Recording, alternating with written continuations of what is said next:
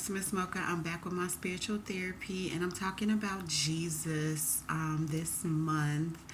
And we're really focusing in on his life while he was here. And so I'm reading out of the book of St. Matthew. And so chapter 11 talks about Jesus and John the Baptist, or John the Baptizer. John was the one who baptized Jesus when he was younger, before he went into the wilderness. And so um, John, who had got locked up in prison, um, and we're reading out of chapter 11. So while John was in prison, he heard about Jesus doing all these teachings and preachings and healings around the city or whatever. And so he had sent his disciples. So John sent his disciples, or his followers, to Jesus to see if he was real, if he was the one, if he was who he had heard about. And so John's disciples went to go ask Jesus, and how Jesus responded is verse 5 and 6 of chapter 11.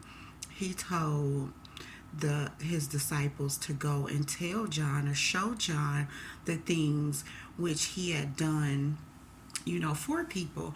And verse 5 says how the blind received their sight, how the lame walked, how the lepers are cleansed, how the deaf hear, how the dead was raised up, how the poor have the gospel preached to them, and blessed is he whoever shall not be offended by Jesus.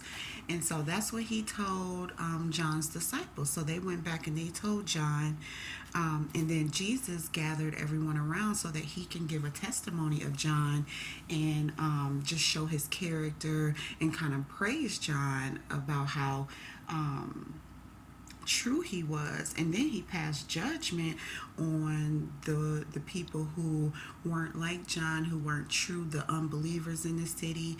And so that's kind of what he did in chapter 11. He still went around teaching, healing, and preaching. But then he ended chapter 11 with the prayer, where he was just like praying over the people, and offering them to come to him, who are anyone who was weary or burdened, that he would give them rest. And so he's trying to be compassionate and offer his love and support to those who didn't believe, or to those who had heavy burdens, to those who were weary, weak, things like that. And so that's how chapter 11 ended. So he kind of confirmed to John who he was, who John had baptized.